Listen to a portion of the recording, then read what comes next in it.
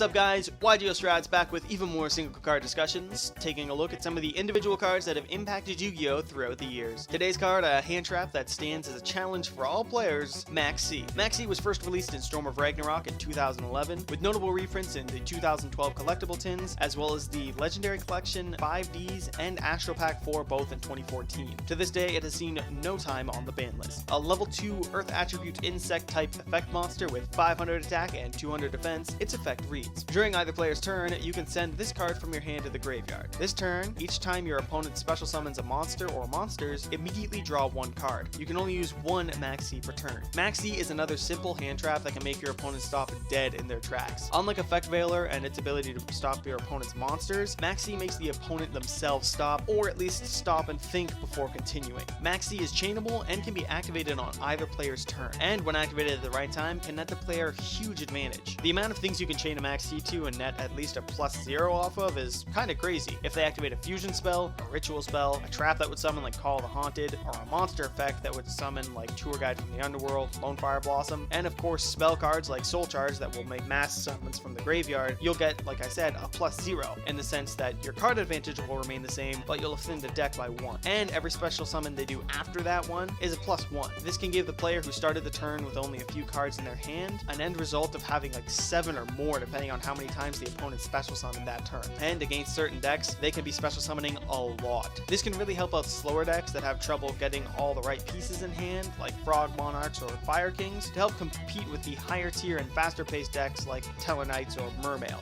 Maxx is also good for stopping their opponent dead in their tracks, and that chaining Maxx to their card, they have to decide whether or not they want to take the Maxx challenge, by which they might want to hold off on special summoning too much that turn so as not to give their opponents too much advantage if they can't OTK. All in all, Maxx is a great card for getting easy advantage or playing mind games with your opponent in a sense, and will surely be a staple in side decks and even some main decks for years to come. And so that's our look at single card discussions, Maxx. Stay tuned for our next video and feel free to suggest some cards to review or deck profiles to post. Don't forget to like and subscribe, and we'll see you next time on yugioh Strats.